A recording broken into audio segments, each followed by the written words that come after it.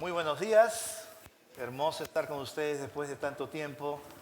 Estuvimos de viaje con Elsa, visitando algunos lugares por ahí, compartiendo acerca de lo que el Señor está haciendo en nuestras vidas. Y qué hermoso saber que hoy día nuestro Señor ha... no, tiene que hacerlo más fuerte, pues. El Señor ha... Y debemos estar felices porque Él ha resucitado. Él está resucitado y está sentado a la diestra de Dios Padre. Está esperando el momento cuando va a venir a estar con nosotros y vamos a reinar con Él y estaremos también nosotros para poder alabarle y bendecirle. Vamos a pedirle a Dios que bendiga este tiempo, así que vamos a orar y pedir que Él pueda estar guiándonos. Padre, muchas gracias, Señor, por este día. Gracias, Señor, porque tu Hijo Jesús resucitó. Gracias, Señor, porque Jesús murió en la cruz por nuestros pecados. Nos dio vida eterna.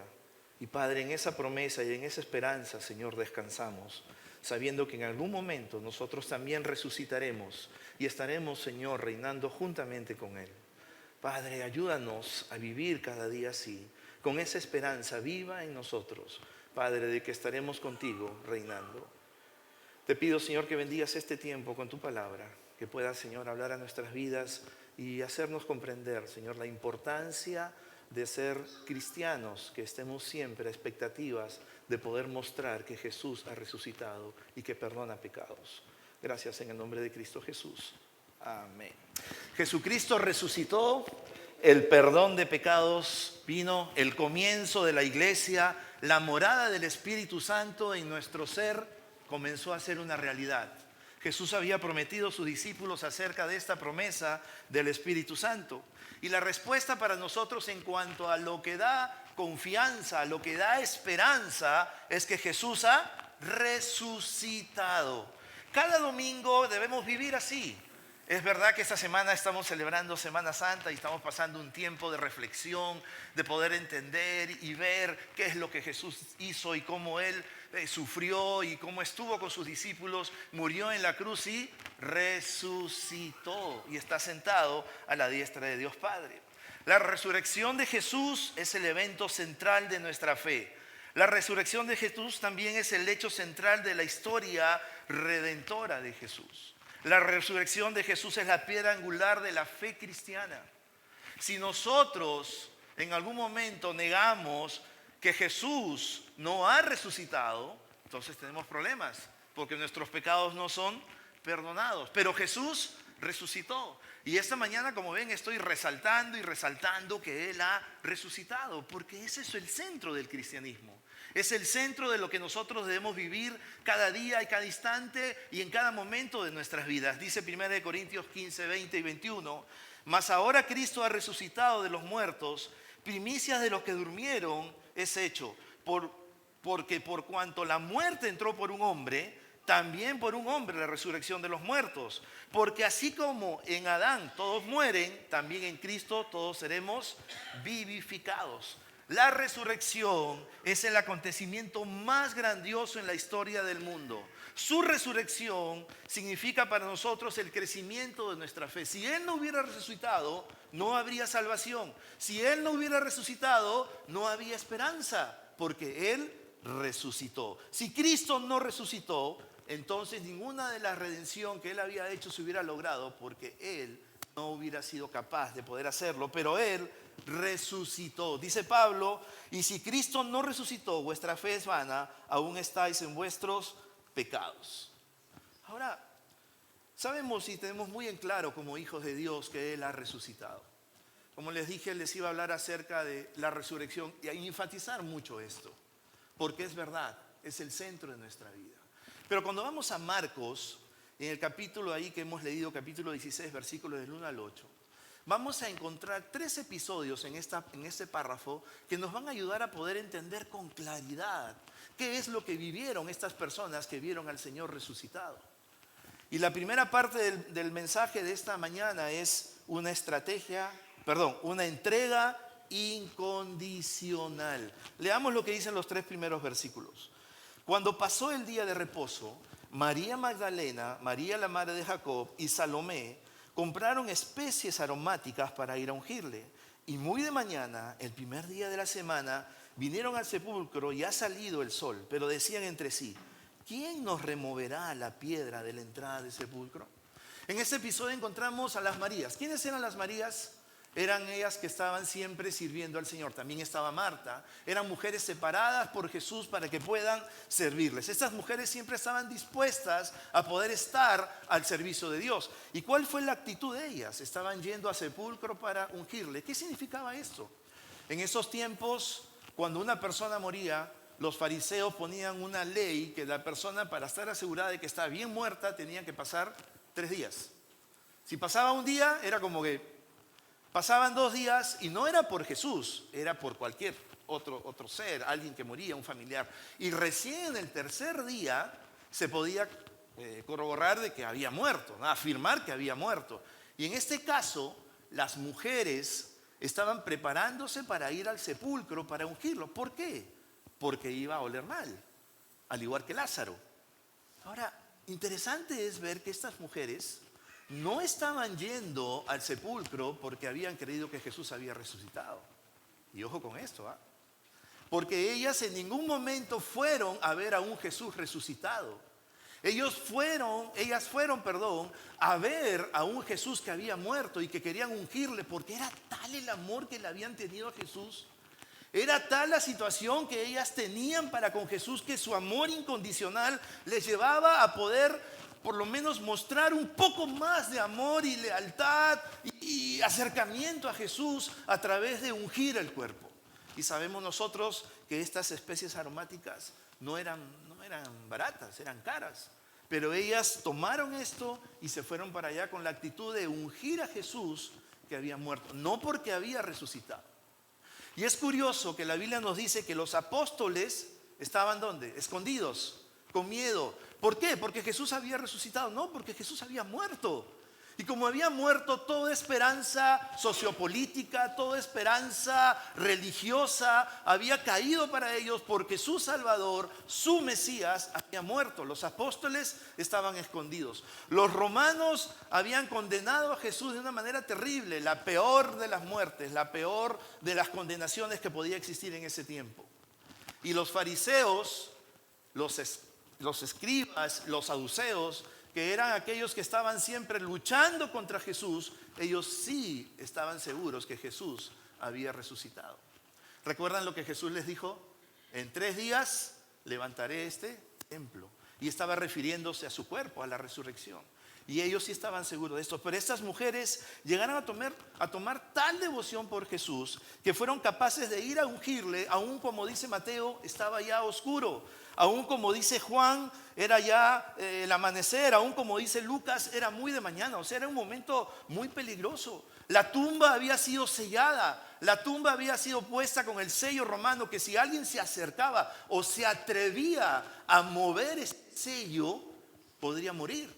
Y las mujeres sabían también que al ir a ver a Jesús, se iban a encontrar ¿con quién? Con la guardia romana, porque recuerden ustedes, los fariseos todavía un poquito como que dudando del trabajo que habían hecho, fueron donde Pilato y le pidieron por favor que ponga una guardia, y Pilato dijo inmediatamente vayan y pongan una guardia, y fue una guardia romana. Pero estas mujeres fueron capaces de estar sacrificándose, exponiéndose incondicionalmente, porque amaban a un Jesús que había muerto. Aún cuando Jesús tuvo un tiempo emocionante y viviente y espectacular, cuando sanaba a la gente, cuando daba de comer a los 5,000, cuando sanaba a los enfermos, cuando hacía milagros, cuando sacaba demonios, estas mujeres amaban a Jesús. Y aún cuando Jesús estaba muerto, sin saber que Él había resucitado, aunque Él lo había dicho muchas veces, ellas siguieron amando a Jesús incondicionalmente. ¿Cuánto más nosotros que sabemos de Jesús que ha resucitado? ¿Cuánto más de nosotros que gritamos a toda voz hoy día domingo, Jesús ha resucitado? Debemos vivir una vida de amor incondicional a nuestro Dios. De ser capaces de poder dar todo por Él. Que cuando las cosas se ponen difíciles, cuando la situación de querer tal vez renegar contra Dios, reclamarle a Dios, que cuando las cosas se ponen terribles, oscuras, que como que no tiene salida, como que no hay forma de cómo encontrar una solución, buscar a Dios. Porque para estas mujeres Jesús había muerto, ya no estaba. Y lo único que les quedaba es ir y echar un poco de olor y de fragancia y hacer de que los demás puedan ver de que estas mujeres seguían sirviendo a este Jesús que estaba muerto. Pero ¿qué de nosotros que sabemos que Jesús está vivo? ¿Qué de nosotros que sabemos que Jesús está proveyendo, cuidándonos, ayudándonos, guiándonos? ¿Qué de nosotros cuando nos viene una prueba, una situación difícil? Una situación donde, como dije, nos hace hasta renegar a pelear con Dios. Y yo pregunto, sean sinceros, ¿cuántos han peleado con Dios? ¿Han peleado con Dios? ¿A cuánto les ha quitado la cadera? Todavía no. No peleen mucho, porque se van a quedar como Jacob. Pelear con Dios no es malo, cuando esto lleve a glorificar su nombre. Pelear con Dios no es malo cuando lo que yo reclamo es lo santo. Pelear con Dios no es malo cuando requiere de mi vida que yo pueda mostrarle a Él que lo amo. Y pelear con Dios no significa faltarle respeto. Pelear con Dios no es aminorarlo. Pelear con Dios no significa ponerme al nivel de Él, con mucho respeto, pero haciéndole ver a Dios que necesito de Él. Cada día, cada momento. Señor, aumentanos la fe, dijo Felipe. Señor, queremos ver al Padre. Jesús voltea y le dice, pero has visto al Padre, acá estoy yo. Señor, jamás te negaré, dijo Pedro. Cada día, cada momento, nuestro andar diario debe ser incondicional para con Dios. No podemos medir nuestro amor hacia Dios por las circunstancias que estamos viviendo. Entonces los que estamos sanos amamos más a Dios y los que estamos enfermos amamos menos a Dios. Los que tenemos más dinero amamos más a Dios y los que tenemos menos dinero amamos menos a Dios. No puede ser, porque no se mide a Dios por lo que yo estoy viviendo, ni por lo que yo soy, ni por lo que yo tengo. Es simplemente por su amor, nada más. Nada más.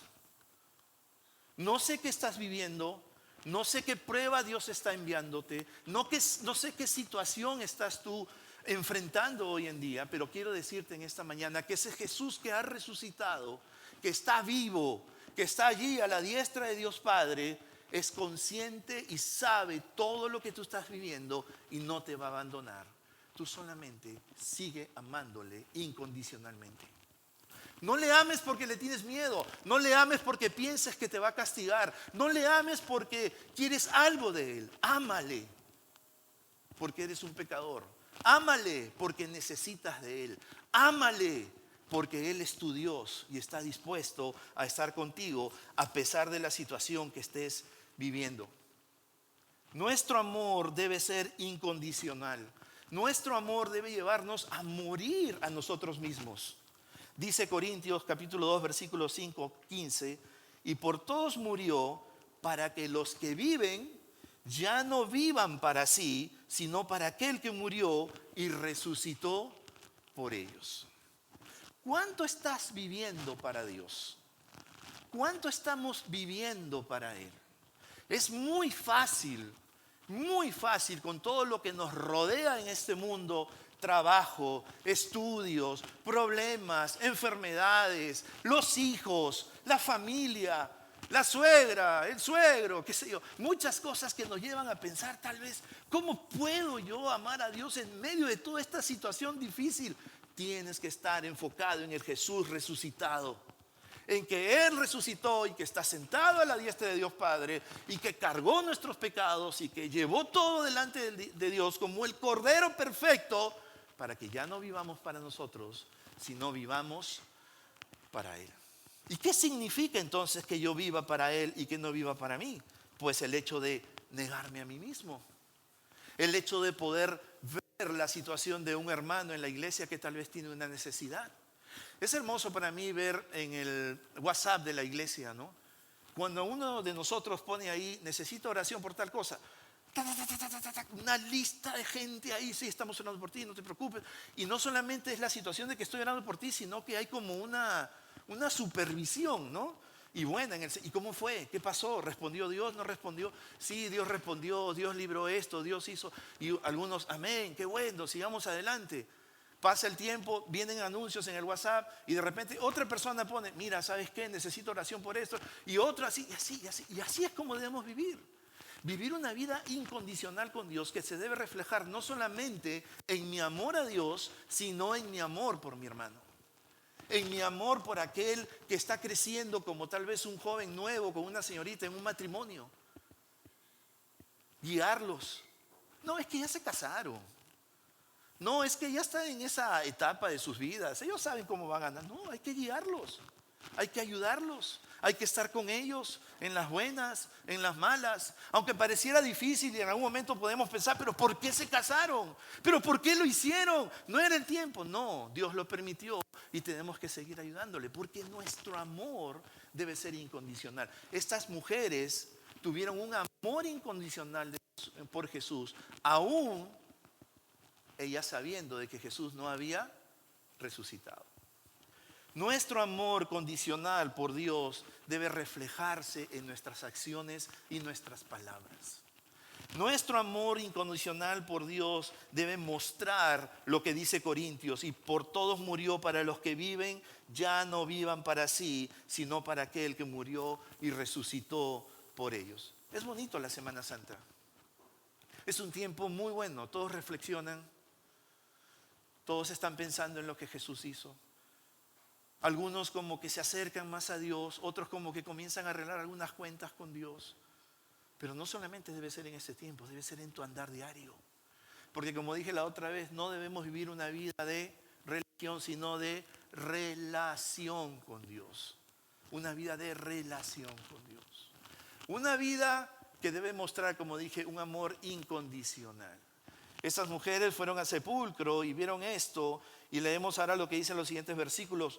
Pero cuando miraron y vieron removida la piedra, que era muy grande, y cuando entraron en el sepulcro, vieron a un joven sentado al lado derecho, cubierto de una larga ropa blanca, y se espantaron. Mas él les dijo: no os asustéis, buscáis a Jesús Nazareno, el que fue crucificado, ha resucitado, no está aquí. Mirad el lugar donde le pusieron. Si el primer punto era un amor incondicional, el segundo punto de esta mañana es una tumba vacía. Era una piedra, dice la Biblia, grande, muy grande. Se calcula que pesaba 2 toneladas. Una piedra sellada, una piedra resguardada, una piedra supervisada de que nadie debería moverla. Pero en un momento de la historia, la piedra fue removida. ¿Y por qué crees que la piedra fue removida? La piedra fue removida no para que Jesús salga de la tumba, porque la Biblia nos enseña que Jesús, cuando resucitó, tuvo un cuerpo glorificado y se apareció a los apóstoles, dice Juan, cuando ellos estaban reunidos. Nadie abrió la puerta. Jesús traspasó las paredes. No era la piedra quitada para ayudar a Jesús a que Él pueda salir de la tumba y mostrar su resurrección. La piedra fue quitada para que el mundo vea de que Jesús ha resucitado. Para que el mundo entienda, conozca que Jesús resucitó, que su cuerpo no está allí porque Él tuvo el poder para poder darle vida a Él mismo. La tumba vacía es aquella que tal vez hoy en día ha traído un montón de problemas. Muchas personas dicen de que la tumba de Jesús fue movida en el sentido de que Jesús se desmayó y que de repente Él nunca murió. También se hablaba acerca de que Jesús no solamente se desmayó, sino de que sus discípulos robaron su cuerpo, y en fin, un montón de historias. Pero lo que la Biblia nos enseña es de que la tumba vacía estaba allí para que las personas puedan ver de que Jesús ha resucitado. Ellas, las mujeres, no estaban esperando que Jesús resucite, porque para ellas habían muerto. Pero cuando escucharon la voz de este joven, que era el ángel, como dicen otros evangelios, pudieron comprender que Jesús había resucitado. Jesús no está más en la tumba. Jesús ha resucitado. Y el ángel les va a decir en Mateo no temáis vosotras, porque yo sé que buscáis a Jesús, el que fue crucificado. No está aquí, pues ha resucitado, como dijo. Venid, ver el lugar donde fue puesto el Señor. Ahora las mujeres estaban espantadas. Como dice la Biblia, el rostro de ellos estaba en tierra, y prácticamente la traducción aquí es que estaban aterradas, pero estaban con dos emociones en su vida y en su corazón. Que Jesús había muerto, estaban tristes, pero también estaban felices porque habían escuchado que Jesús había resucitado y que habían recibido esta noticia de que este Hijo de Dios, que había prometido que iba a resucitar, lo hizo conforme a las Escrituras. Tuvieron ellas que vivir con esto, pero sabían que no estaban equivocadas. Tuvieron ellas que estar corriendo hacia los apóstoles y contándoles lo que había pasado y cómo que el cuerpo del Señor ya no estaba. Y Pedro inmediatamente se fue corriendo con Juan a ver qué es lo que había pasado. Llegaron a la tumba y cuando estuvieron ahí, vieron que los lienzos estaban ahí, pero el cuerpo de Jesús no estaba. Vieron que el sudario estaba allí, y es interesante ver que la Biblia nos dice que el sudario estaba ahí y estaba doblado, ordenado, como que Jesús había resucitado, ¿no? Ahora, una cosa, ¿no? Ningún evangelio habla cómo fue la resurrección. No dice ningún evangelio cómo fue la resurrección. No cuenta, simplemente dice que resucitó. Pero algunos detalles es ver cómo es que ellos entraron a la tumba, vieron los lienzos que estaban allí y vieron el sudario doblado, como se dice, puesto a un lado. Y estudiando un poquito, pues es como que lo hubieran puesto ahí ordenado y que Jesús se levantó y resucitó. Ahora, sé que es un acontecimiento espiritual, histórico, magnífico, de que Jesús, Dios Padre y Dios el Espíritu Santo, la Trinidad, muestren el poder de la resurrección, de dar la vida. Y tal vez por ahí podamos pensar, pero ¿cómo es esto posible? Porque solamente una de las cosas que nos debe llevar a nosotros a creer en esto es nuestra fe. Porque ninguno de nosotros ha visto a Jesús resucitado, ¿o sí? Nadie. Es por fe. Si supimos de unas mujeres que tuvieron un amor incondicional por Jesús, llevándole los perfumes para poder dar aroma a la muerte, y si sabemos también nosotros de una tumba que está vacía y entendemos que Jesús ha resucitado y que está a la diestra de Dios Padre, pero no lo hemos visto, ¿qué es lo que nos motiva a nosotros? La fe. ¿Qué le dijo Jesús a Tomás? Qué bueno que tú crees, Tomás, pero bienaventurados aquellos que no ven y creen. Felices nosotros que sabemos de que nuestro Señor ha resucitado y estamos conscientes por fe de que un día estaremos con Él. Acontecimientos que pasaron en Marcos capítulo 16. Primero, como les dije, las mujeres tuvieron un amor incondicional por Dios. Estas mujeres encontraron una tumba vacía, pero esta tumba era el principio de que el mundo conozca, el principio de la muestra del Evangelio, que el mundo conozca que en Jesús hay salvación porque Él ha resucitado. Y el tercer punto es el evento glorioso. Ahora ustedes pensarán, cuando hablas del evento glorioso, ¿estás hablando acerca de la resurrección? No. Miren de este evento glorioso que les quiero mostrar. Dice allí en los siguientes versículos 7 y 8. Pero id, dice el ángel, decid a sus discípulos y a Pedro que él va delante de vosotros a Galilea. Allí le veréis como os dijo. Y ellas se fueron huyendo del sepulcro porque les había tomado temor y espanto, ni decían nada a nadie porque tenían miedo. Uno de los privilegios que reciben las mujeres es recibir las noticias directas de parte del ángel para que anuncien de que Jesús había resucitado. No son los apóstoles los que anuncian sobre la resurrección. Los apóstoles estaban escondidos, con miedo, porque sabían de que el Roma los estaba buscando y los iba a matar. Fueron las mujeres las que tuvieron esta noticia y por ende la responsabilidad de poder compartir a los demás acerca de lo que había pasado. ¡Qué privilegio, mujeres! Ustedes tuvieron ese privilegio de poder anunciar acerca de lo que había pasado con Jesús. Y cuando llegaron a esta situación de poder avisar de esto, de lo que había pasado, los apóstoles se asombraron, pero lo que yo quiero aquí detallar es el evento glorioso que Jesús hace con Pedro. Y esto es maravilloso porque le dice, pero id, decid a sus discípulos y a Pedro. Es como que Jesús le dice al ángel que anuncie que los discípulos sepan que él ha resucitado, pero en especial a Pedro. ¿Qué había pasado con Pedro? ¿Se acuerdan? Había negado a Jesús.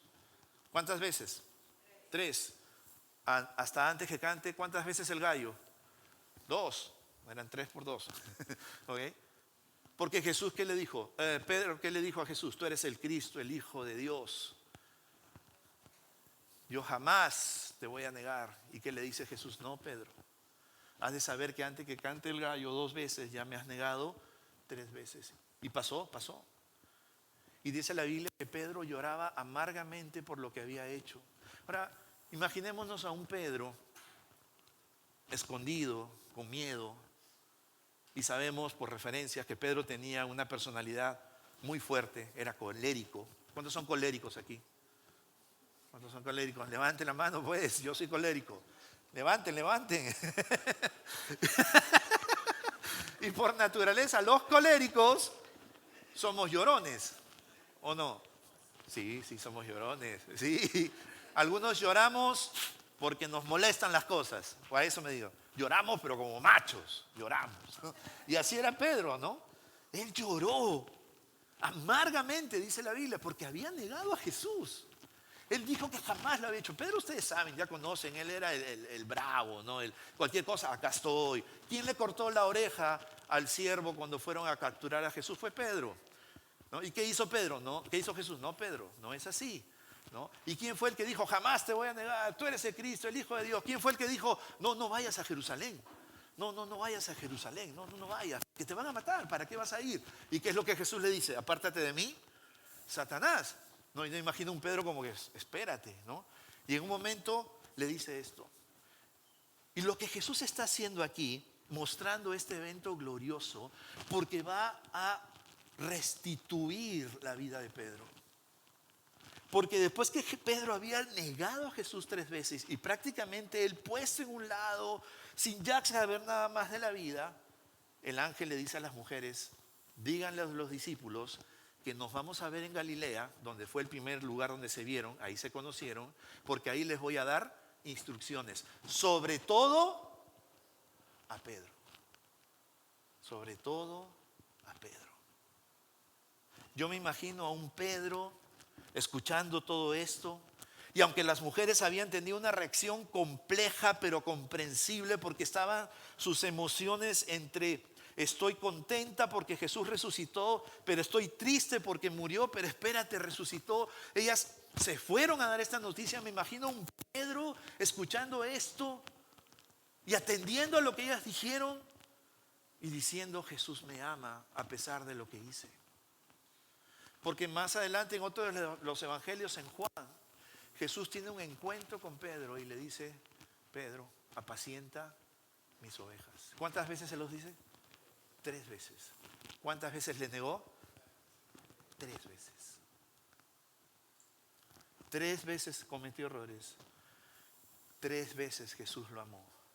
Y le dio la responsabilidad no solamente de restituir su vida, sino de enseñarle a otros que Jesús nos ama a pesar de lo que hagamos. No importa la cantidad de veces que nosotros fallemos a Jesús, Jesús está allí para perdonarnos. Jesús está allí para escucharnos.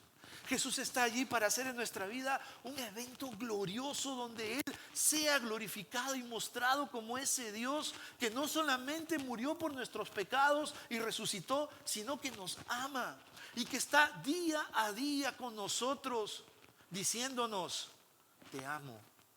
Te amo.